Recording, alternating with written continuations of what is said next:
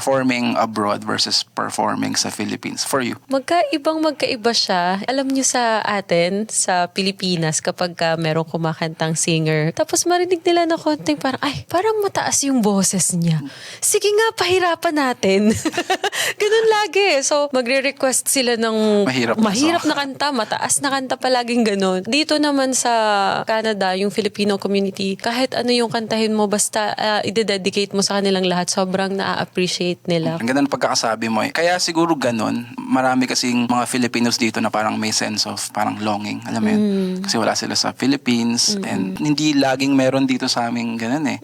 Kunyari, mga artist na kagaya nyo sa Philippines, madali kayong mapanood eh. Pag nandun dito, hintayin pa namin kayo pumunta rito and tour. So, blessed ang Filipino-Canadian community na nandito kayo ngayon. Oo. Yeah. Kami rin, super blessed din kami. Kasi imagine sa dinami-daming singer, kami na dalawa na blessed na makarating kami dito sa Canada to perform to all of you. So thank you so much for the opportunity as well.